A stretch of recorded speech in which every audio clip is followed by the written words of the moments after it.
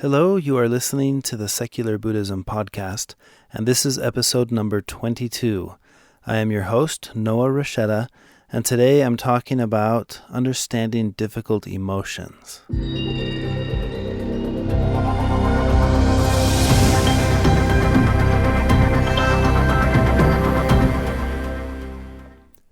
Welcome back to the Secular Buddhism podcast, a weekly podcast that focuses on Buddhist concepts, topics, and teachings presented for a secular-minded audience. The Dalai Lama has said, do not try to use what you learn from Buddhism to be a Buddhist. Use it to be a better whatever you already are. Please keep that in mind as you listen to this episode. If you enjoy this podcast, please share it with others, write a review, or give it a rating in iTunes. And if you're in a position to be able to help, I would encourage you to make a one-time donation or become a monthly contributor to the podcast by visiting secularbuddhism.com. Now let's jump into this week's topic. A few weeks ago, I was attending a workshop in Phoenix, Arizona, and I was one of the presenters, and we were discussing several different topics, including the topic of going through transitions or changes in life. And one of the individuals, a gentleman who was there in the audience throughout the presentation, was visibly aggravated or angry by the circumstances he was going through in his life. And he was attending this workshop looking for some solace or some peace with reconciling with the changes and the transition he was going through in his life. But what I found interesting is that at one point in the conversation, towards the end, he brought up the idea that he was angry, and he said something to the effect of, look, I know that the point is that I need to get over being angry and that I need to be more mindful and have more peace in my life. That's kind of what secular Buddhism promotes, is this idea of living a more peaceful or compassionate life. And he said, but I'm just angry and I'm upset and I want to be angry and I don't want to not be angry right now. And I thought it was an interesting segue in the discussion, because one of the things that I had been talking about in my presentation was the nature of learning to accept things. And I felt like he was misunderstanding the whole premise of what Buddhism teaches, which isn't that you need to be peaceful and avoid being angry. It's that you need to be with what is. And it was a neat opportunity to kind of pause and say, well, wait a second, we're not talking about getting rid of your anger. I said, the problem isn't that you're angry. The problem is that you think you're not supposed to be angry. So you're angry about being angry. And it was interesting to see just giving the freedom to allow this person to be exactly as he was. If you're experiencing anger, just experience anger. Be with the anger. We're not trying to eliminate it. We're trying to be with it. And after explaining this concept, I noticed in him almost an instant reduction in the anger. Just because now he was free to be angry, that alone was enough to start to minimize the anger he was experiencing. And this is kind of what I wanted to talk about in this podcast episode, is how do we deal with difficult emotions? Because we all go through difficult emotions, and we add to the complexity of the emotion when we try to get rid of the emotion. And this is applicable with any emotion. The standard emotions we go through are emotions like anger, disgust, happiness, sadness. These are all emotions. And there's a wonderful film that came out last year called Inside Out. It's an animated cartoon, but it does a wonderful job of presenting how emotions are working in the mind. And the emotions that we go through are all natural. Happiness is a natural emotion. When the causes and conditions are right, happiness is there. Joy is happiness or joy, it's there. And when the conditions are right for anger to appear, anger is there. They're just natural emotions.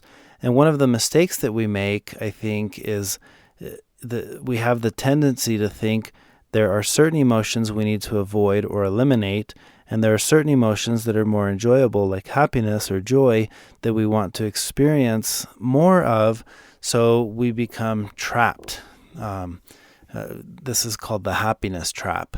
And we become trapped by the idea that there are certain things that we can do that will guarantee that we're always happy, and there are certain things that we can avoid that will guarantee we'll never have to experience anger or sadness. And it's just not true. The reality is these are emotions that we experience. They're completely natural, and they appear and then they disappear like all impermanent things. It's a natural state of being, and when the causes and conditions are right, they appear, and when the causes and conditions are not right, they are not there. And we're always experiencing one or another of these emotions, or multiple of these emotions. So think about times that you have experienced happiness. If you were able to pause, you would be able to look at what are the causes or conditions that are allowing this happiness to exist. And it can be several factors. These are really complex emotions. It's hard to just pin it on one thing, although we can make the mistake of pinning it on one thing, thinking that is the reason I'm happy. And you'll notice this just in the overall happiness trap. We're always chasing after things like money or power or fame, things that we think are the source of happiness, when in reality they're not. But it's the same with difficult emotions like anger. Think about the last time that you were angry. Were you able to pause and really pinpoint exactly what it was that was causing your anger? Because I think we make the mistake of usually pinning it on one thing. Viktor Frankl talks about stimulus and reaction. And when there's the stimulus, that leads to the reaction. Well, when we think about it this way, I think we make the mistake of thinking, stimulus, for example, somebody cuts me off on the road, reaction, now I'm angry. And it seems that simple. Somebody cut me off and now I'm angry. But the reality is it's never that simple. If you could pause in that very moment of being cut off and really look at it, what is it that you're really mad at? And if you were to dig deep there, you'll find for most of us, it gets really complex really quick. And it has to do with, ultimately I'm mad because I feel like someone's taking advantage of me, or somebody is overstepping their bounds and imposing what they want on everyone else. Or it could be that you just think this person is a jerk and jerks shouldn't be able to get away with doing stuff. It becomes, the anger is attached to something generally one step removed from whatever the actual action was. The action was just that you got cut off. And because there's a story attached to it, then the emotion can arise and there can be anger. It'd be funny if you're cut off by a person in a car, that causes you to experience something very different than if a tree were to fall in the road and you had to swerve to not hit it. It could be the exact same time delay or the exact amount of swerving in both of those instances, and yet one of them doesn't leave you angry and the other scenario does, because there's so much more attached to the scenario of the person driving than there is just the tree falling. But if you think about just the reality of what happened, the reality is really no different. And I think that's kind of interesting just to be able to observe that and to notice that. So where I'm trying to go with this topic in dealing with difficult emotions, this is a topic that I was interested in this week because I'm experiencing and going through my own difficult emotions this week. On Thursday of this week, I went camping with my family, and where we live, if you just go up into the mountains about 30 minutes, you're quite removed from civilization, and there's no cell phone service or signal, and it becomes very remote very quickly up there. So we were up there on Thursday. We decided to drive up and go camping. We packed all the things up into my truck and loaded the 3 kids and my wife and I, and we headed up the mountain, and we found a nice little camping spot that was next to the river. And I really enjoy the sound of the river. I've always, since I started studying Buddhism, I've really come to appreciate rivers and the sound of the river and how the river is symbolic to life. It's just constantly flowing.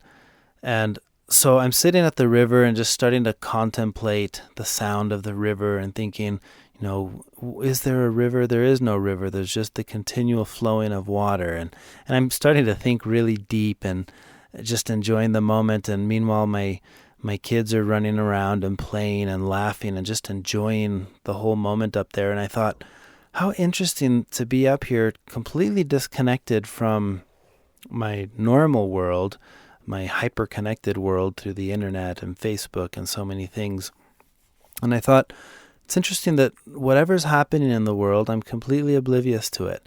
I'm only here enjoying this specific moment, enjoying the sound of the river, enjoying the sound of my kids laughing and playing. And I held that thought in my mind that whatever's happening out there, I just don't know. And it's not that I don't care, I just don't know. I have no way of knowing. And that was Thursday night. So Friday morning I wake up and I had to go down and pick up my camera because I was filming a project up in the mountains. That's why we went camping in the first place. And I went down to get my camera, and as soon as I was back down in the valley and I had cell phone service, my phone was able to connect, and all of a sudden I get the news flash of what had happened Thursday night with the police shootings in Dallas. And it was incredible to come back from a disconnected world the very next morning into a world where suddenly I was flooded with emotion again and dealing with difficult emotions because I was upset. I'm from Dallas. I have a twin brother who's a police officer, and it hits close to home when you hear a story like that. So I was sad, mostly thinking it's so unfortunate the things that are happening in the world, and how only a matter of hours prior to all this, I was completely oblivious. I had no idea what was going on. And then I started to think, what about all the things that I'm still oblivious to? There may have been other instances similar to this where there were injustices or murders or any form of injustice taking place in the world, and I'm oblivious to them. Whatever's happening in a certain town in India, or what happened on the road in this town in China, and whatever it is that happened there, I'm oblivious to it, and I have no idea what's happening, so I don't feel any difficult emotions around it. Yet the things that I am aware of, I feel emotions. And to add to the complexity in my story, I had checked my email Friday morning, and I had a pretty large and significant business deal in the works to sell off my company.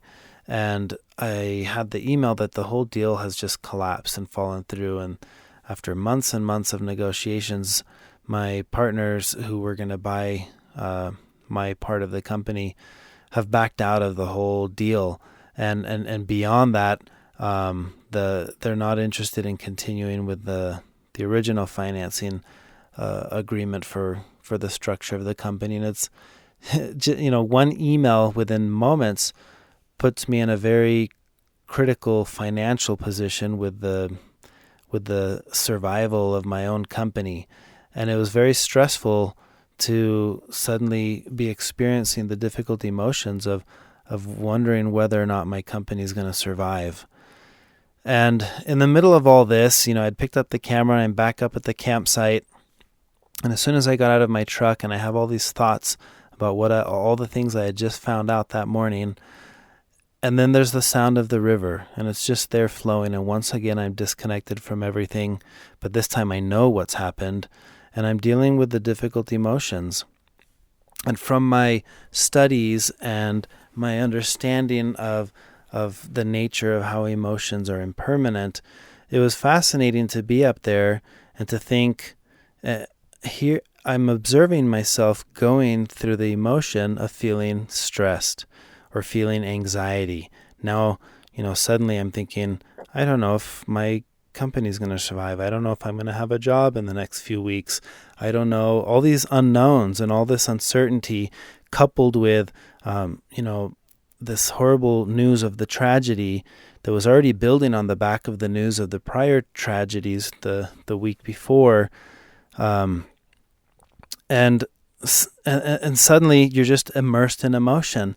And I was thinking, what is the training of how we deal with difficult emotions? Well, the first is understanding that I am not my emotions. And this is the concept that I like to describe as the thinking mind versus the observing mind. Because it's one thing to think I am angry, and another thing to observe I am experiencing anger.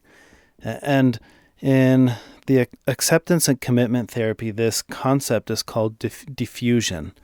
So the idea is this, I've told this story before, but there's the story of a man who's standing out in a field and he sees another man on a horse galloping at full speed toward him. And as he gets closer, he yells out and says, "Hey, where are you going?" And the guy on the horse just says, "I don't know, ask the horse," as the horse sprints by and keeps on going. And I love this visual because I can imagine what that would be like to be on the horse and have no control of what the horse is doing. It's running and you're on it and you don't know where it's going.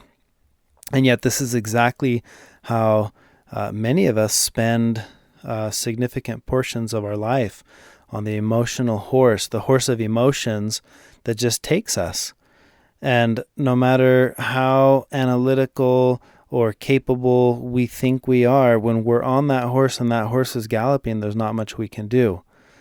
And that's the difference of being the thinking mind is one with the horse and it's just going, and then the observing mind can recognize, oh, I'm separate from this horse. I'm on the horse, so I can't separate from it, but we're not the same thing. The emotions or the horse is not the same thing as me, the rider. And you create this gap. So the thinking mind versus the observing mind. My twin brother, who I was talking about earlier, one day mentioned, we had been talking about this idea, and he mentioned how he was in traffic and somebody cut him off, and he noticed he was experiencing anger. And for that moment, he paused and he said, when I was able to think about the observing part of me, observing the fact that I'm angry, I had to ask, is the part of me that can observe that I'm angry, is that part of me also angry? And he said it wasn't, because that part of me is neutral. That's like the rider on the horse looking at the horse saying, wow, this horse is going crazy. And then suddenly realizing, oh, and I'm not the horse. That's the horse that's angry. That's the difference between the thinking mind and the observing mind. And the problem with emotions like anger isn't the emotion. It's never the emotion, because, like I've mentioned before, the emotion is completely natural. So being angry isn't the problem.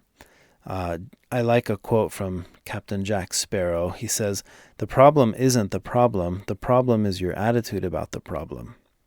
And this is exactly what I'm referring to in how we deal with our difficult emotions. The problem isn't the emotion. The problem is how we deal with the emotion.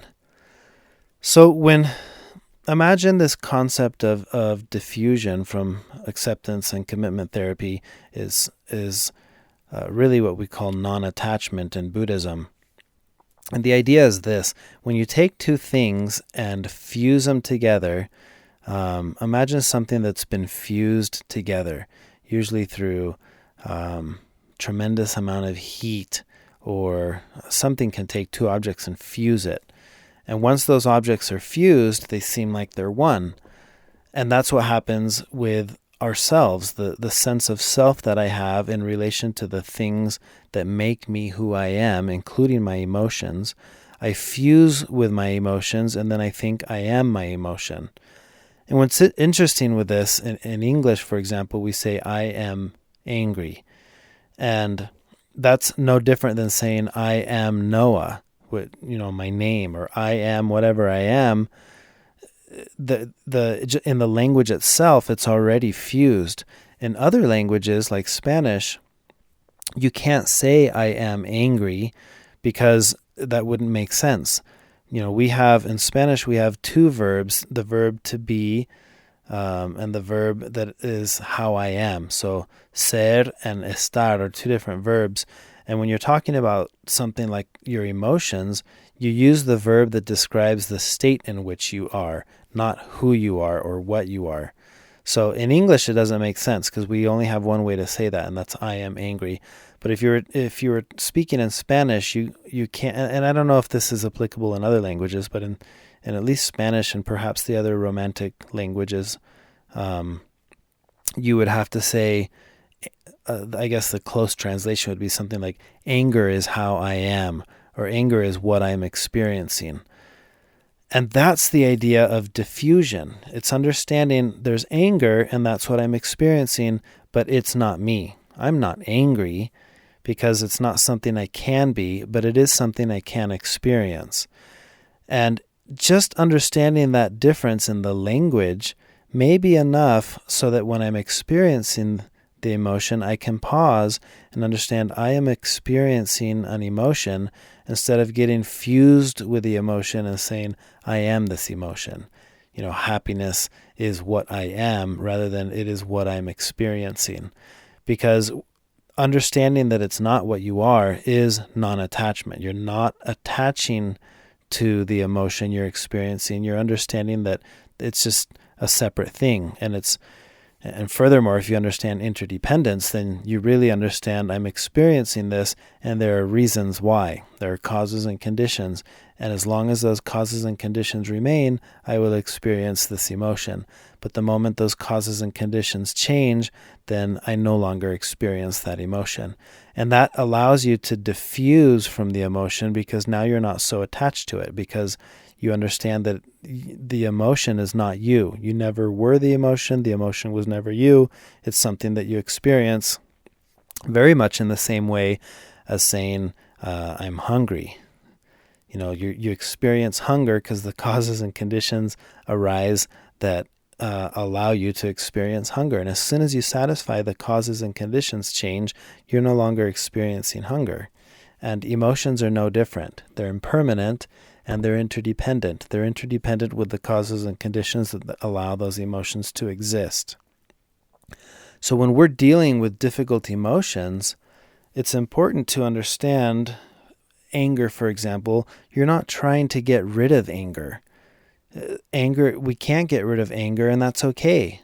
In fact, I think it's really powerful to understand you can't get rid of your emotions. Your emotions are impermanent, and the point isn't to get rid of them, it's to observe them and maybe pause and say, why am I experiencing this emotion? Because if you can pinpoint the causes and conditions of the emotion, then you can work around solving the causes and conditions or changing them so that you no longer experience it.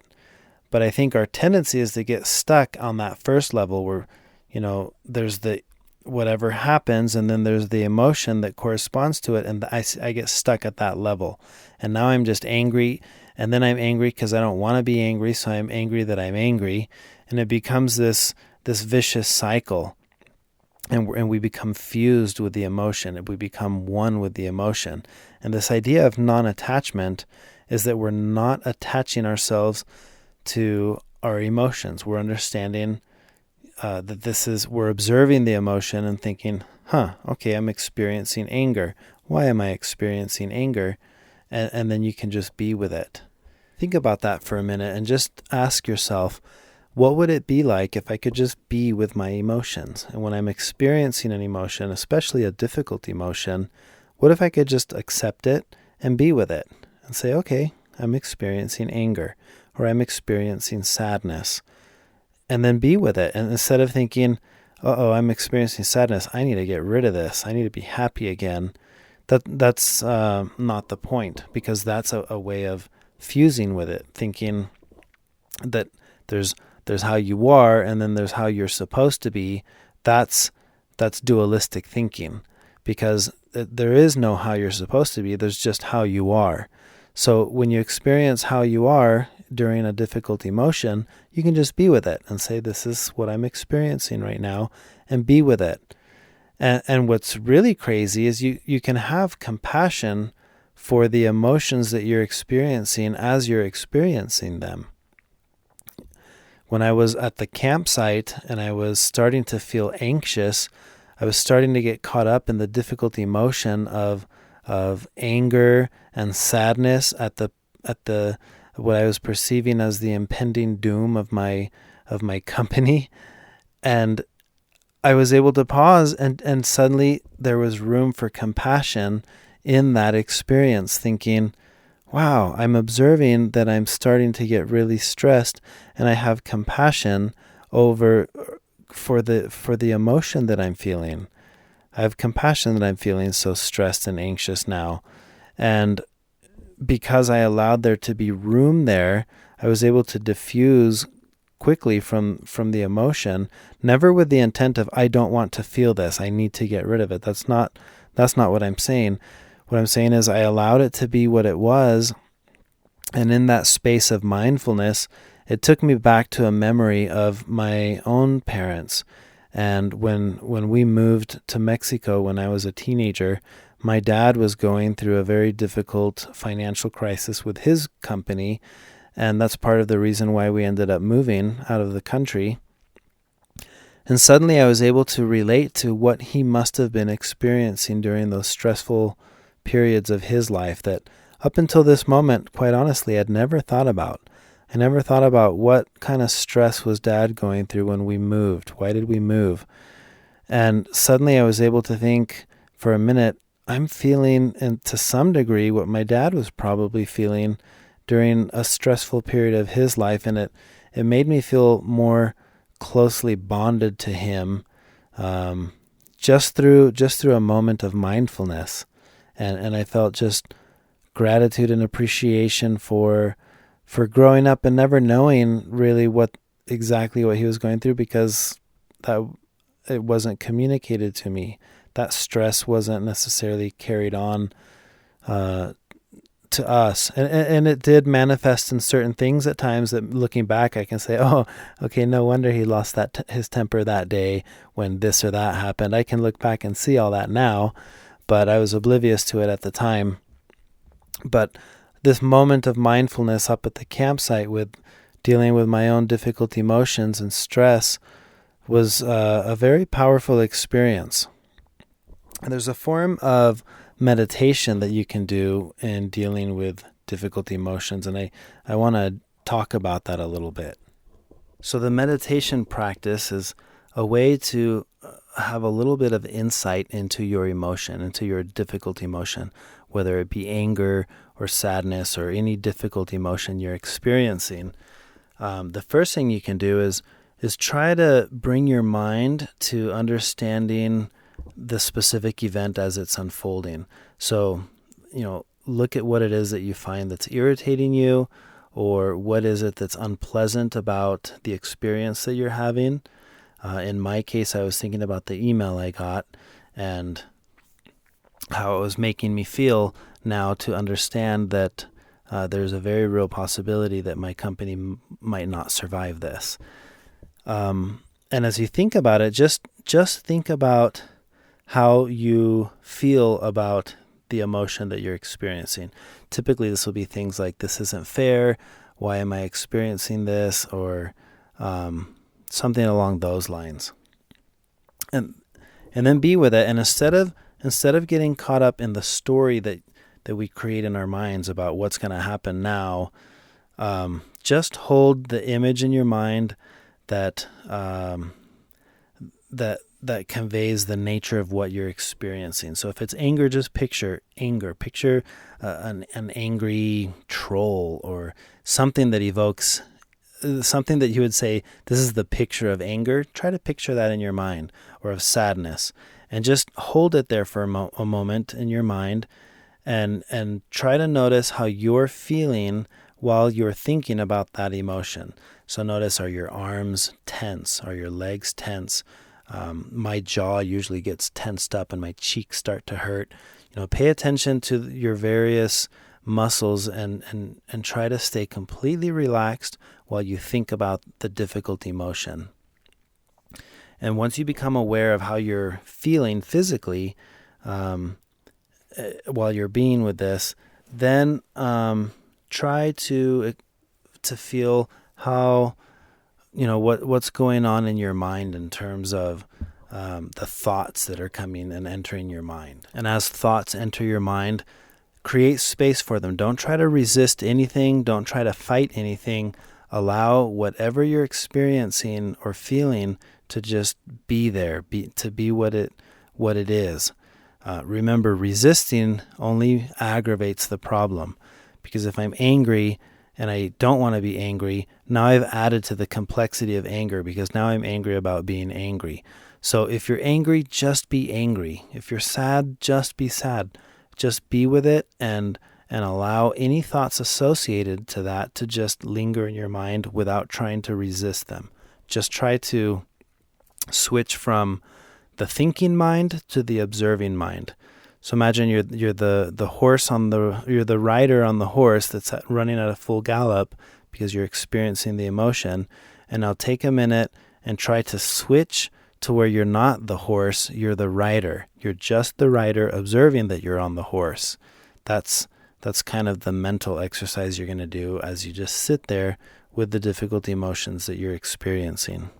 And then anytime your mind starts to jump into the story behind the emotion, this happened because so-and-so's whatever. As soon as you start going there with whatever the story is, pause for a minute and just think back to how am I feeling in my body at this very moment, and try to rescan and analyze how, from top to bottom or bottom to top, how are your legs? Are they relaxed? How are my arms?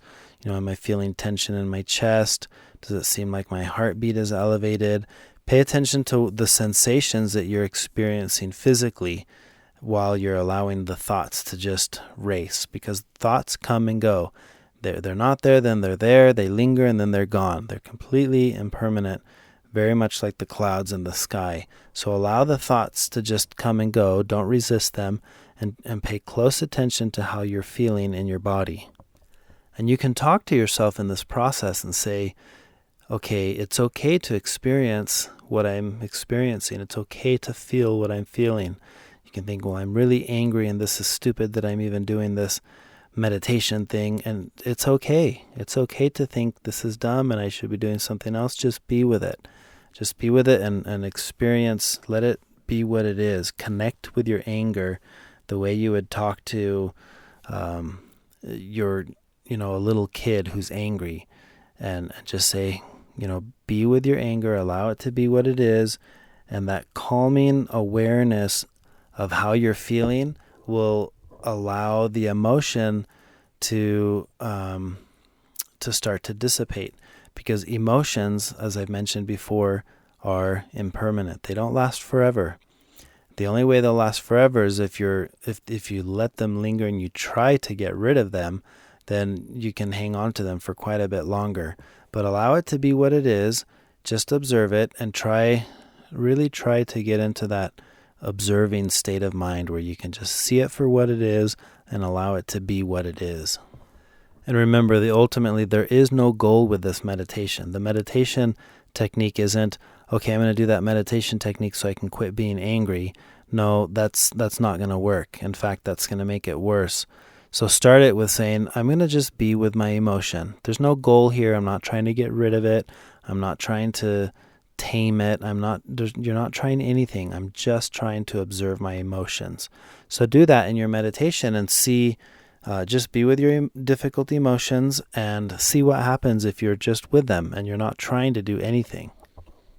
So that's a good meditation technique that you can try. Something else I like to think about as a form of meditation when I'm experiencing difficult emotions is the first noble truth, the understanding that in life there is suffering. The universality of suffering is very powerful, not because I can compare my suffering to someone else's and say, oh, well, you're way worse than me. It's not that. It's being able to understand that I'm not alone in my suffering. Others are experiencing suffering or have experienced or will experience suffering. And just knowing that it's universal can do a lot for how attached I feel to my own difficult emotions when they arise. And for example, this week when I was experiencing my difficult emotions and trying to decide what to do, it was helpful to pause and say, okay, this is universal. Everyone's experienced something difficult. What are some other difficulties that others experience? And, while I was sitting there thinking, I was thinking about a close friend of mine who lost her husband to cancer, and another friend of mine who lost his wife to cancer. And I was thinking about my business partner who recently lost his son in an automobile accident. And as I started to think about the other difficulties that other people encounter, what I found in my own difficulty, it doesn't minimize it, because like I said, the point isn't to compare and then say, well, I shouldn't feel sorry for myself. That can happen, but that's not the point.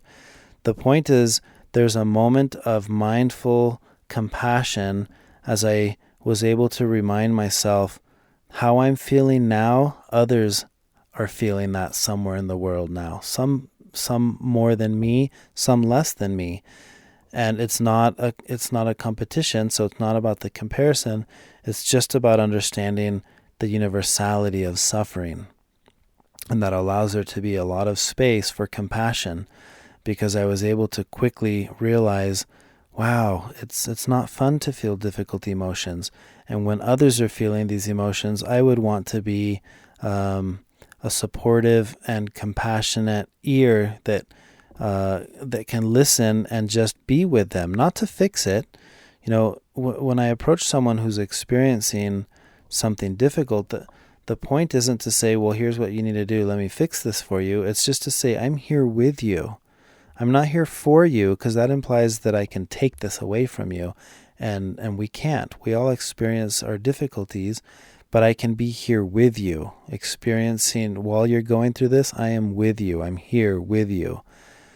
And that's we can do that with ourselves and understand what the observing mind can say. Okay, I see what's going on here. I see what I'm experiencing.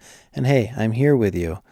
I'm here till however long this emotion lasts, and then it'll go away. So in dealing with difficult emotions, remember the object isn't to change our emotions. It's much more powerful to just be with our emotions, to allow them to be what they are, and naturally they'll go away. When causes and conditions are right, emotions are there, and when they're not, they're not. And because all things are impermanent, things are continually changing, nothing's going to last forever. So you can be with something and then allow it to pass. And the quickest way to allow it to pass is to be with it. So I hope that topic makes sense. Again, I shared that mostly because it's what I'm going through this week. And it was very interesting to observe my own difficult emotions and to put into practice the observation of just being with the emotions and allowing them to be.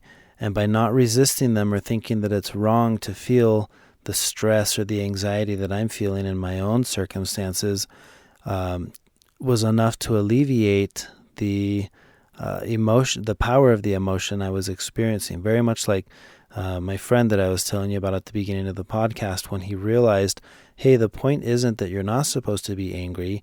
We just don't want you to be angry about being angry. It's okay to be angry. Just be angry. That's just how you are. That's what you're experiencing right now. And thinking that you have to get rid of it is only going to make it worse.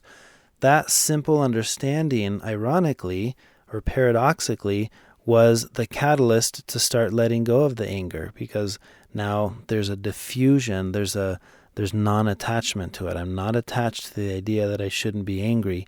I'm just allowing anger to be the emotion that is with me.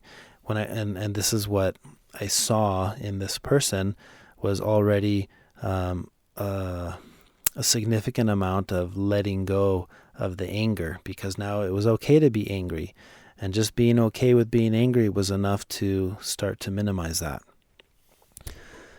So that's all I have for the topic this week. Again, just reminder of some news items. We still have some open spots if you're interested in joining my friend Susie and I on a humanitarian expedition. We're going to Uganda in January of next year, and we're going to be doing mindfulness retreat plus humanitarian work. So you'll be able to change your life while changing the lives of others. You can visit mindfulhumanitarian.org for more information on that.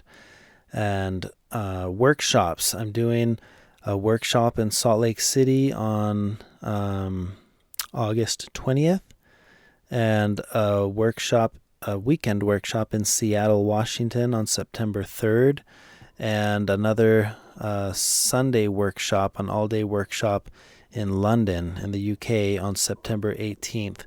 And all of these workshops are going to be listed on the secularbuddhism.com website. For now, you can go to secularbuddhism.com/events if you want to fill out your email with a notification for which city you're interested in. Then I can send you the actual link to the registration to attend the workshop. The workshops are really cool, and the topic of the workshop is developing mindfulness.